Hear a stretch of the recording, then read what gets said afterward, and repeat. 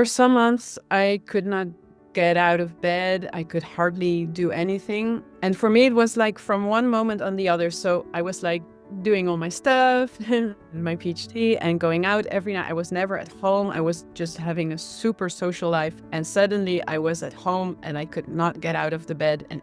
And every little sensory input was just too much. Now, being in my 8th month in this program, yeah, my life has turned around like 180%. I think that's one of the things that I really did not understand, is that the body's always working for us. And I think some of us start thinking negatively about the body, but don't realize that all these symptoms that are arising is just the body trying to deal with all the toxins and all the overload and the stress and, very stimulating, toxic environment that we're often in. What I'm most grateful for is, first of all, that I have my mental energy back, clarity in my mental energy, that I feel so much gratitude and joy in every day. And I just want to live in the moment and enjoy that and enjoy my new, my new view on life. All the practitioners are so lovely and wonderful, and they see and hear everyone. Hi, Scott. Hey, Kim, how are you? I'm good. How are you? Very good. Nice to finally meet you. Yeah.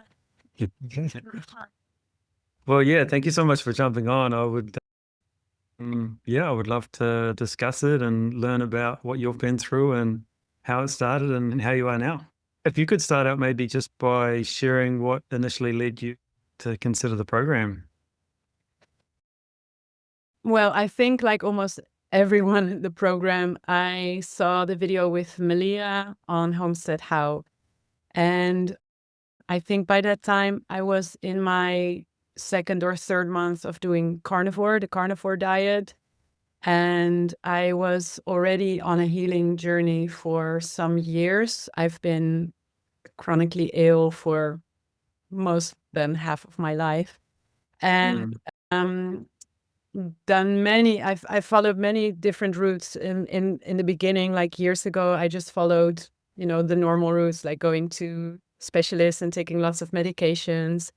Then I tapered off all medications for my chronic diseases, let's say. And I had to do How it. old were you when you first got diagnosed?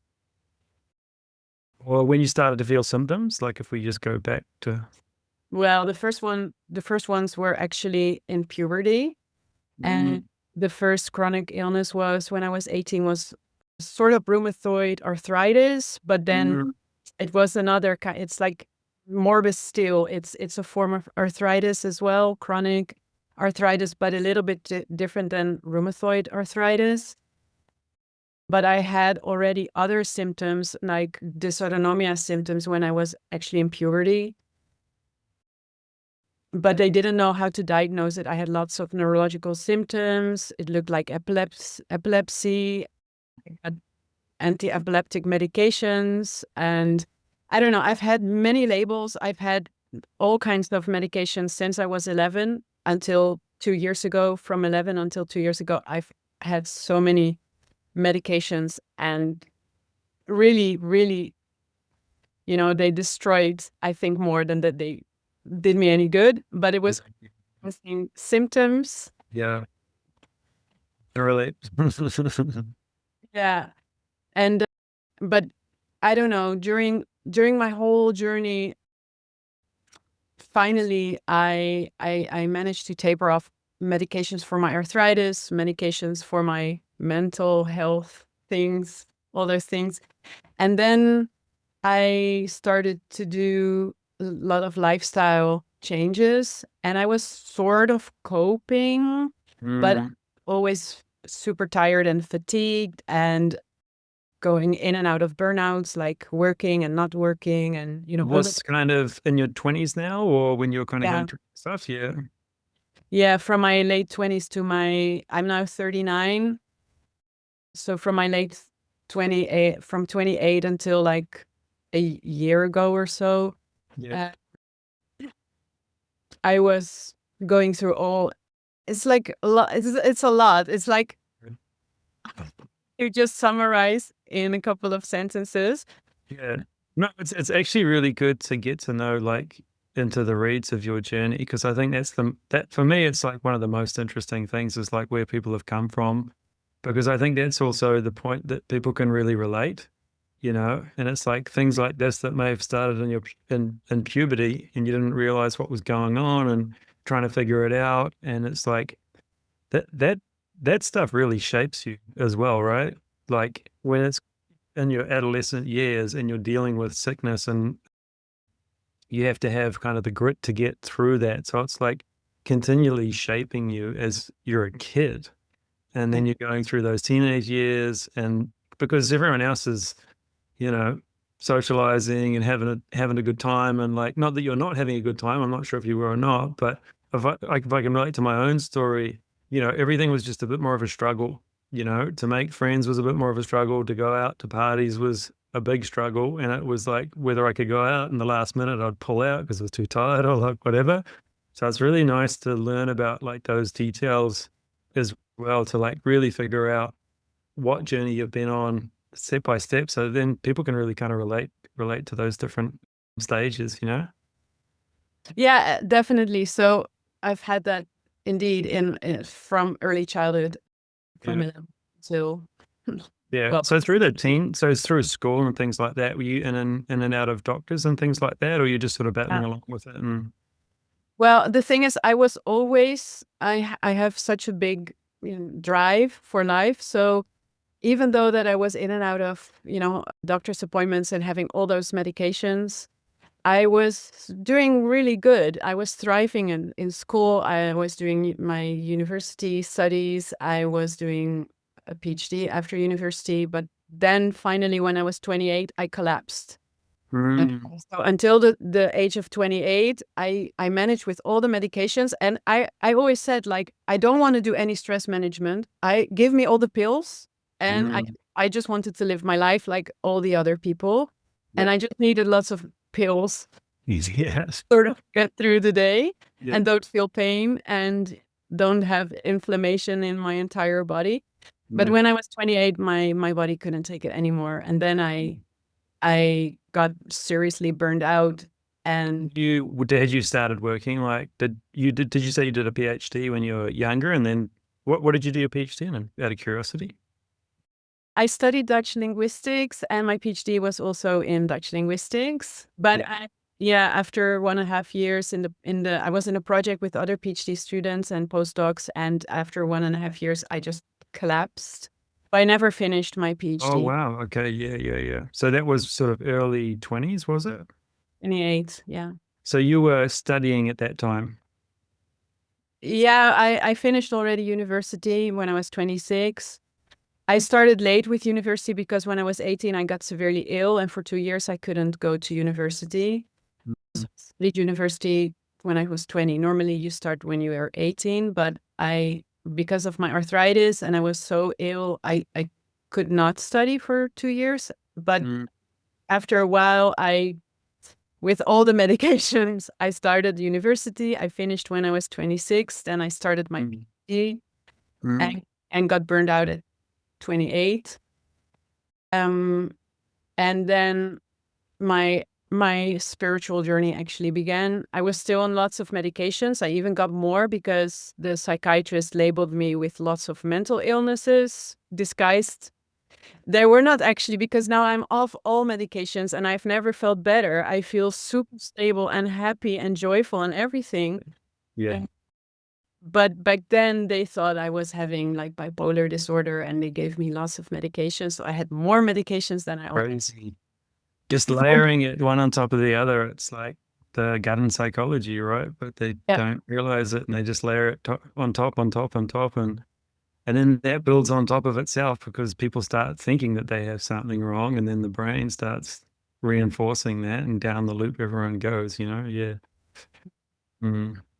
Yeah. So then you burnt out at 28, and what did that look like? For some months, I could not get out of bed. I could hardly do anything. And for me, it was like from one moment on the other. So I was like doing all my stuff, my PhD, and going out every night. I was never at home. I was just having a super social life. And suddenly I was at home and I could not get out of the bed. And every little sensory input was just too much. But I wanted to go back to my PhD as fast as possible. So after just some months, when I started feeling a little bit better, I started going back to do my PhD, and I have always been pushing myself too much. And then, so for a year or so, I think I tried to get back in my normal routine, but of course I couldn't anymore. I could not work for more than 3-4 hours a day max and be totally maxed out. And I could not go to lots of social things anymore. My world got smaller and smaller. And so from the age of 28 till, let's say, in 10 years time, my autonomic nervous system was so dysregulated. My world became smaller. I had lots of friends, but they became less. And I could do less. I could not go to parties anymore, festivals or crowds, or even going for a coffee with a friend in a cafe for 1 hour would be too much for my system, and I needed to go home and rest for hours. So that's been my life for the last 10 years. Where are you at now? Like, how are you, what does your life look like now? Well, I would say since 2 years or so, it started to turn around a bit, because I started to look at my food, and first I started to do a ketogenic diet, and then the carnivore diet, and then lots of lifestyle changes, like going outside in the mornings to have sunlight and, cold showers, all those things. Then I did a program. So step by step, I got into the first stages of recovery and being able to taper off all medications. And now, being in my 8th month in this program, my life has turned around like 180%. Yeah, it is. I'm not completely there where I want to be, but I am, like, I've come so far and my life has changed so much, and it's so beautiful. Yesterday I told the people in the limbic call, Courtney and the others, like, I'm doing limbic rounds every day. And since some weeks I feel like I'm living in the limbic round. Everything's so beautiful, and I feel so much love and joy and gratitude and calm, and I'm like I'm living in my dream world. Wow, amazing. That's so interesting. Well, I'd love to kind of dive into it a little bit more. You said a couple of years ago you started to sort of hone into maybe diet and some of the lifestyle things.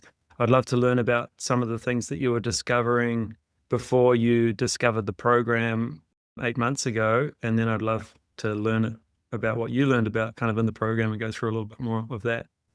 Yeah, Yeah. sure. Well, the first thing that I discovered is that it really matters what you put in your mouth and how you feel. I always underestimated the influence of diet, and also I followed a vegetarian/vegan diet since I was 18.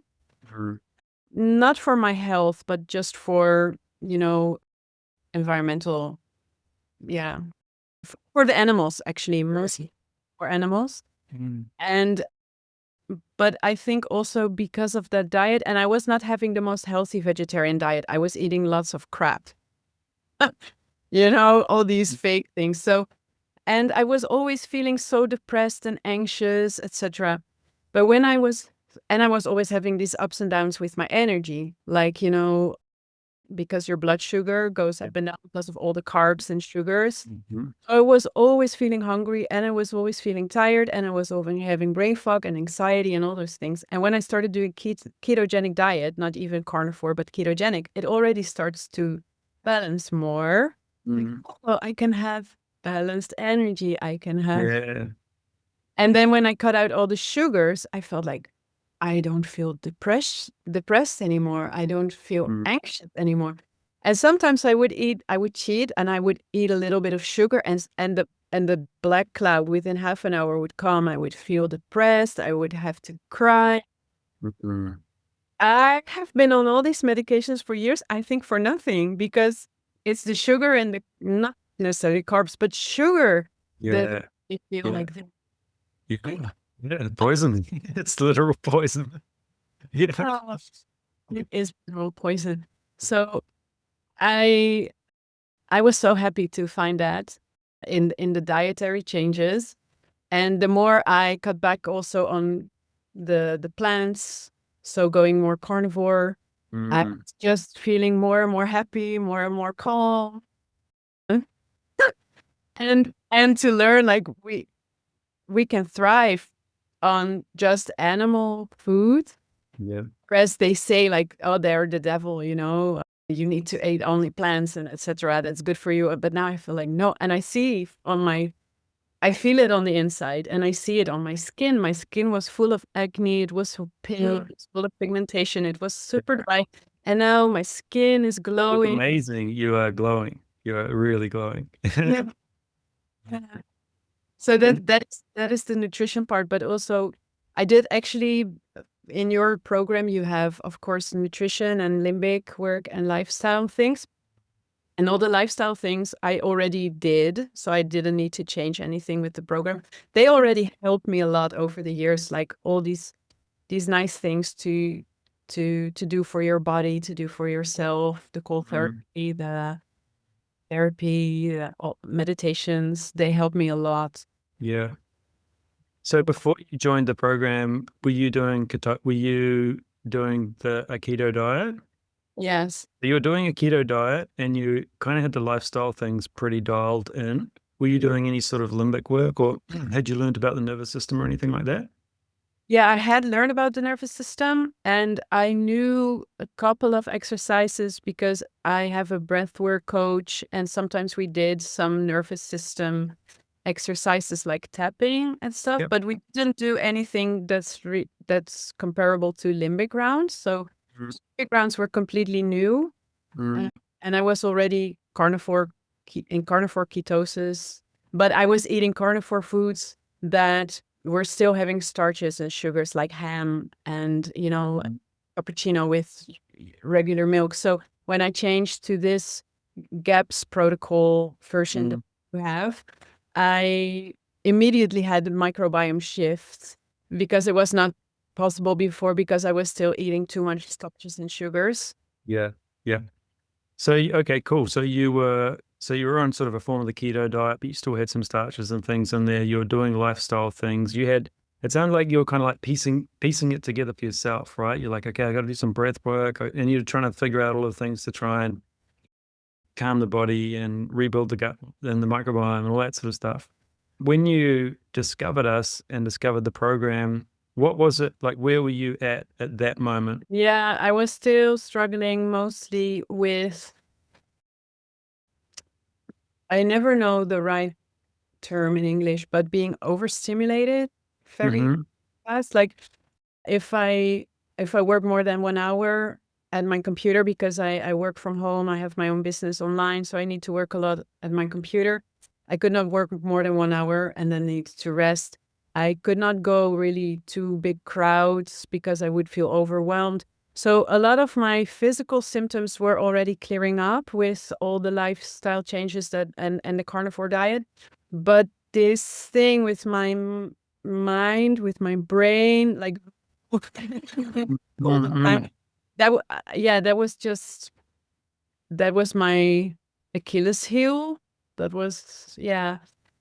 I think really my nervous system it was still in fight or flight, and I think, or in freeze, I don't know, but I think what really helped in this program is the limbic work. I did it from day one, every day religiously for an hour or 1.5 hours. Mm-hmm. And the microbiome shift, like die off of those motherfuckers. But we're still, yeah, kind of, how you say that? because I think my gut was severely damaged because of all the medications I took my whole life, and making it hard for my brain making it overwhelmed all the time. So I was, some people in the program, they are severely ill and they're bedbound. I was not like that. But for me, I could not function the way that I wanted. But yeah, now that I forgot about the insomnia and take a. So how was the insomnia? Like, what was that? What sort of stage were you at with that? Mm, well, I don't know, because in I used to have sleeping medications to get to sleep, and still they wouldn't work. Mm-hmm. Time I would lie awake for hours, and I would wake up every 1 or 2 hours, because I also Oh, had, I don't, is it interstitial cystitis or what? How do you say that in English? Like with the yep, yep. bladder To issues. get up and go to the toilet frequently. Yeah, all the time. And so hard to fall asleep, hard to stay asleep, and always waking up super exhausted.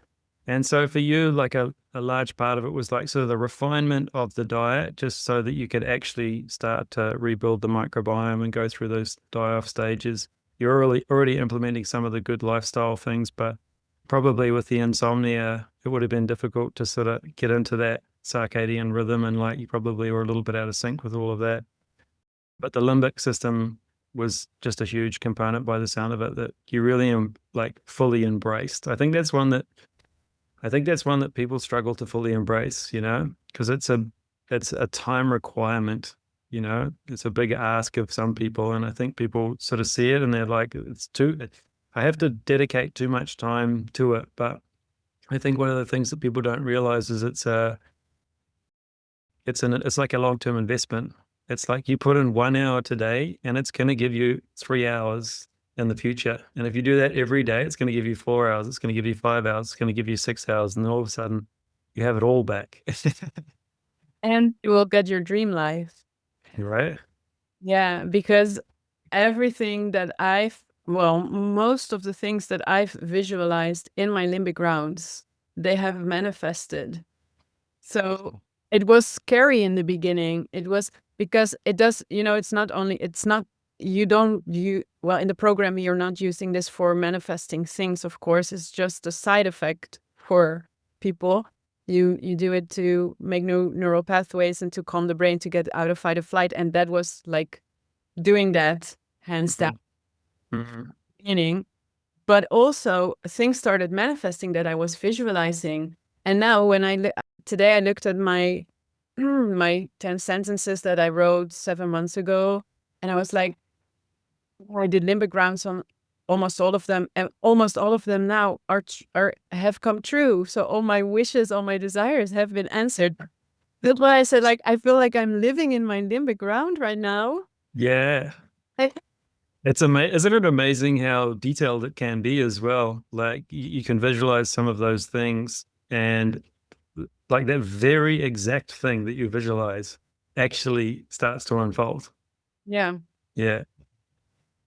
Yeah. Amazing. Yeah. Yeah. I can understand that 1 hour a day is a big investment. So some people, it's hard to get started or to get there, but Mm. I am so happy that I did right from the beginning, and sometimes I did more than an hour a day, because it made me feel so relaxed and so good and so grateful. And Mm.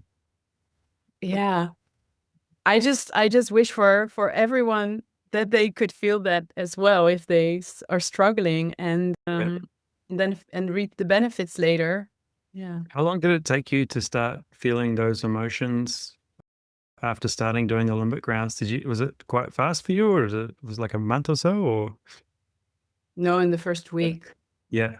Yeah. Amazing. Amazing. And so as you were going through, how did you find sort of the structure of the program? There's quite a few calls and things like that you get to attend. Were you able to attend a lot of the calls, or? Yeah, there were some calls that I could not attend because they were too late for my time zone. For example, I've never attended Jess's call for, yeah, Too unfortunately. bad, yeah.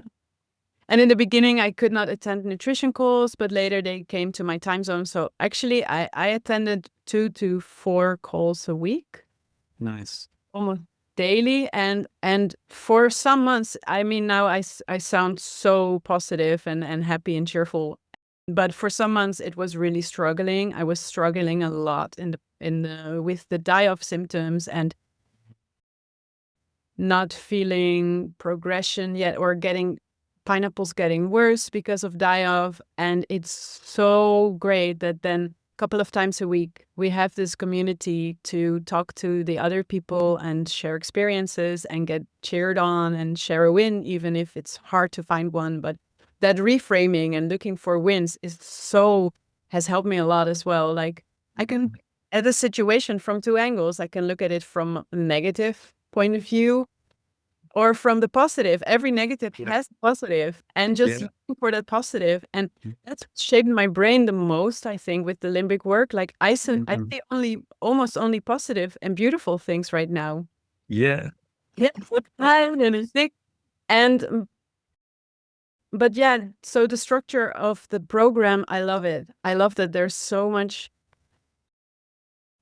support and so much opportunities to share, and to have also the WhatsApp group to share the limbic rounds, and sometimes have a conversation with the people in my WhatsApp group. So I feel really, because also I've lost most of my friends during the last years. I've been very isolated, and people don't understand what I was going through. They didn't, that's why I lost them. Like, you can't come with us again and blah, blah, blah. And, they don't understand. But now I found a group of people who do understand me, who have my back. Yeah. I think that's one of the most underrated things in the journey, is to find a community that actually knows what's going on for you and has that empathy. And I think also being on the same journey as those people, when you're in the community and you get to celebrate each other's wins, like you were saying, and helping each other reframe and pointing out some of those blind spots. Because I think, for a lot of us, you can get into that frame of negativity. I mean, it's easy to get there when you fill up with drugs and, pharmaceutical drugs and all that sort of stuff, and you're dealing with all of the things that come with that. It's all of a sudden things become very limiting, and then your mind starts going in that negative way as well, because all of the doctors sometimes have told you that it's going in a negative direction and there's no returning and all that sort of stuff. And then you just start getting in that frame of negative thinking. And I think having a community around you to support you and and just identify it with your language every day as well. I think about some of my close friends, and we'll talk about some of the things that we want to achieve in the world. And we think about, oh, if I can do this, and it's like, we'll catch each other and reframe as like, when that happens, it's like just nice to be able to catch each other. And once you start doing that, and once you start being able to reframe, I think somebody maybe that might be watching this might think, oh yeah, it might be easy for some people to say, but my life is X, Y, Z. But when you start doing some of these exercises and really reframing the way in which you perceive reality and life, then the whole game changes. The entire game changes. And, I think in almost any situation you can find a place of joy. And I think it's hard for some people to realize that. But I mean, there's some amazing books on this sort of thing as well. Some of the people going through the prison camps and things like that, and how they dealt with some of those situations. But it was really down to a perspective, and holding on to that perspective and reframing of situations that arise every moment of the day. Yeah. Yeah. So, okay. So you found the support that was really beneficial through the program. You managed to get to sort of 3 or 4 calls a day and a week. Sorry. Yeah. And you found some good friends within the community and things like that as well. Yes, definitely. Yeah. How has that journey impacted sort of any of your family dynamics or relationships? You talked about, some of your friend circles over there and an ability to sort of get out and do social things. How's that been over the last sort of 8 months as you've recovered? Well, I've been getting more and more close to my family members. And yeah, with friends, nothing much has changed yet. But I found a new partner. Amazing. Yeah. Yeah. And yeah, so I I feel I was during the program, I was feeling still a lot of the times kind of, yeah, isolated. I did see my family more often and felt really grateful for that, and, felt so much love. And in the past, I wasn't super close to my family. So actually, I saw this as, okay, I used to have lots of friends and now I have more time for my family and I have space for new people to come into my life. But actually, until a couple of weeks ago, for months, I was feeling kind of isolated and alone. And that was sometimes a little bit hard, but I knew, like, when the time comes, the right people will come into my life again. It's not something that you can force. But at least my new life partner had come into my life, and I'm so grateful for that. And I'm so Congratulations. happy. So have you found over the last sort of 8 months going through the program, I'm just curious on your sort of timeline for recovery. You went through some really challenging times. You talked about die-off, and just for those that don't know, the die-off is the different bacterial families that will die off when you starve them from starches and sugars. And sometimes that can be really difficult, and it's a sort of a detox that the body goes through. And sometimes you'll be in bed. Sometimes that can involve headaches and, just all sorts of things. And you mentioned pineapples, and people might not be knowing what pineapples are, but pineapples are generally, the symptoms that are arising when you go through those die-offs. Were there times there where you felt like you wanted to give up? Where you're like, is there any time that your mind was like, I don't know about this. This is not good. Maybe this is not good for me. You're Yeah. all in. Yeah, I was all in, and I actually I was grateful. Also, the die-offs were sometimes super hard, like the symptoms, but I was grateful at the same time because I knew now, this Yeah. would be temporary, but now I know that something is really being released from the body. And the first die-off that I had, the microbiome shift, was before I joined the program. It was when I started carnivore. I was having die-off for 8 weeks, and back then I didn't have any support and I didn't have any knowledge. I was just doing it by myself.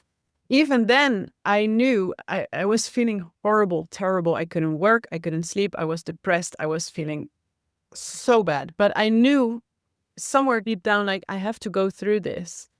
And when I was in this program, then you all explain, like, what can happen, and you have the calls. And then I had the same die-off symptoms, and I remembered from last summer, like, I could even do it by myself, and it's just temporary. And afterwards, I will feel better. I knew that already, so I never felt like I'm not gonna give up. No, Yeah. Yeah. never. I think when yeah, that's the thing, right? It's knowledge is power, right? That's the ethos of the IHF, is knowledge is power. Because when you've got that understanding, then it's so much more powerful. I remember when I was going through an oxalate die-off, I had my whole arm would like rash up like bubbles, and they were and I was like, what's going on?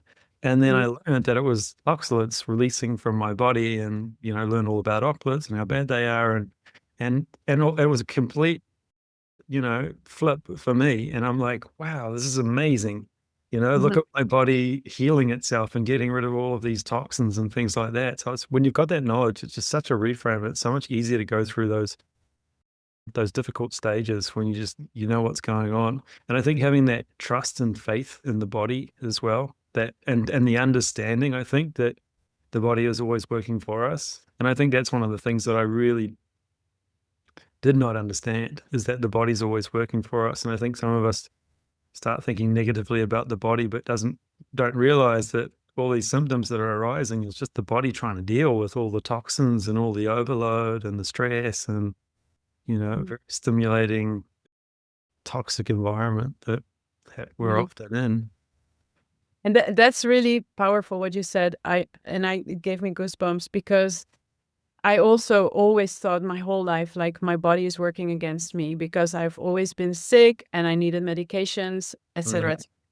And now that realization, like, no, it was actually always trying to support me, and it was just always trying, you know, just to get things out, of course, but Yeah. by suppressing it, it just gets deeper in the body and Yeah. more healing. But Yeah. when I started this program and doing the microbiome shift and all those things and seeing like after 39 years, my body can finally now do its job, and it's not holding a grudge. It's like, yeah, we're still going to be there for you. And now we're finally getting, thank you. For letting me now. Yeah, I love that. Yeah, yeah. Yeah, it's so interesting. Hey, I when I can, I listen to the recordings of the calls, and I listened to one, I think it was last week, and Devin was expressing some breakthroughs that he's had recently, and he did something, and I think he overdid it a little bit, but he understood that he'd overdone it a little bit because we're like incrementally increasing in exercise and all that sort of stuff, and he just talked about how he just took a moment to reflect on how far he had come and just sat there and listened to the body. What does the body need, in that moment? And I think that's one of the things that happens a lot with us in society when we're doing all the things is we actually forget to like tune in with this amazing body that we have and actually feel into what it needs. And I think when you go through this protocol, you get to tune into your body, into the mind, and kind of build those new neural pathways. You get to feed it, and you go through this big die-off phase as these huge detoxes. So you can also witness how your body detoxes toxins and how it can repair itself. So you get this kind of experience with your body and a connection with your body, right? And so when you do things like eating sugar, after your body's been clean for so long, and you introduce a toxin like sugar, then you get that instant reaction, and and you're like, for me, it's like, oh, sorry, sorry, body, like, and mind, and you can kind of like tune into it and just better understand almost how to operate in this world and what's good for us and what's not, and what's leading us down a bad road and what's leading us, towards more prosperity. Yeah. And I think over time, one of the things that I learned as well is how much energy you can actually have. Because I think when you've been sick, and you might relate to this, when you've been sick since like adolescence, you never really get to see what it's like to have energy. And so I think when I was going through my journey, it was like my fatigue almost informed my personality, like kind of a layback guy or like whatever it might be, just probably because it's super low energy, and you're just trying to strive and do all the things, but you're just so tired. But when the energy starts coming back on, it's almost like a new you starts to develop, like this new opportunities and what you can do. And you're like, wow, this is actually what it's like to be in a thriving, energetic body that can take me around and do all the things that I want to do. Yeah. Yeah. Well, it's been amazing to watch you go through your journey, and well, you're looking just absolutely vibrant now, and it's just amazing to see. What's on the horizon for you now? I see that you have a thriving YouTube channel. Is that your business now? You're fully focused on that? Yeah, that's my business. Yeah. And I've been doing that for 6 years now. And do you have any sort of new goals moving forward, or are you just happy to have the energy back and see what comes next? Yeah, I'm still, because I have plenty more energy than I had before, but I'm not at a level that I know that I can be. So I know that there's still, I need to continue this program for, well, to fulfill the whole program for 2 years, and with the diet and with the limbic work. And I'm just so, well, what I'm most grateful for is, first of all, that I have my mental energy back. Yeah. Clarity, my mental energy, that I feel so much gratitude and joy in every day. and I just want to live in the moment and enjoy that, and enjoy my new, you know, my new view on life. My Yeah. yeah, and I don't want to make too much plans because I'm doing my limbic rounds, and if I visualize things, then they manifest eventually. So if there are little things that I would like, I do that. But I'm actually so happy with my life right now. I'm so happy and so grateful, and I know that just a little bit more energy is possible, but it will come down the road, and I'm not in a hurry. It's just Yeah. just great like this. What advice would you give to anybody maybe that was in the situation that you were in? Would you have anything that you would share with somebody in that spot? Somebody who is not doing anything with their diet, and Yeah, sure. Yeah. Yeah. yeah, well, first of all, of course, if they have the time and the financial means, then I would advise anyone to join your program or do something similar. eh, you know, but also I'm trying to lead by example, so people around me are inspired and already making changes in their diet. And I know for lots of people it's so hard to give up on their comfort food and their addictions, and I think it's a process. For me also, I went from, in steps to where I'm now, because people hear what I'm eating, they're like, oh, Yeah. it's so hard. How do you do that? So I went in steps, but I just want to encourage people, like, try to, cut back on all that poisonous things that you're putting in your body, Mm. uh, and try, make that connection to your body. Start listening to your body, like what we were just talking about. Our body is giving feedback all the time. Only it's so hard to hear if you put so many toxins in it and you're not connected, and you're trying to suppress everything, your emotions, your physical pains. But actually, it's the body trying to communicate with you and make you thrive in a way. Only you have to listen to it. Yeah. So there are so many things, but Yeah. I find it hard to say to people what they have to do, because then of course they're not going to do it. It's Yeah. just, I I think love it's that. 'Cause better. yeah, I love that. I love that. And when I learned this information and recovered myself, I wanted to tell the world. And some people don't want to hear it. A lot of people don't want to hear it. And I think that's great. And that's the way I like to do things now, is to just try and be the example, for my family and things like that as well. And I think that's one of the most motivating thing that people can see, this vibrant person in the world, and then they can go, hey, what are they doing? What's going on? Yeah. Yeah. But stories like these, though, as well, that I think just helps give people the awareness, because a lot of us are, probably taking a lot of prescription drugs that we're told is the only way forward. And, in that bubble of fog and fatigue and trying to figure it all out, and not realizing that food is medicine and you can literally rebuild the body. And I think the more examples we have of people that have gone through this and, reduced the medications down to zero, and know how to medicate themselves with food, and the right nourishment for not only the body but also the mind, and how to start changing their perception of this reality, so that things are looking very vibrant, rather than seeing the negative side of things all the time. And the life just becomes a very different experience when you start to embrace some of these things. And it takes a bit of work, for sure. It takes you've got to build up new habits and those sort of things. But if you're struggling in life, there's nothing else to focus on other than that, because that's the one thing, that's the one lever that you can pull that's going to change everything else. And that's when the manifesting and the dream life really starts to become a reality. So yeah, thank you again for sharing your story. I really appreciate it, and I'm sure it's going to inspire a lot of people. Thank you so much for your time and for setting up this program to help people like us. Yeah, Yeah. you're welcome.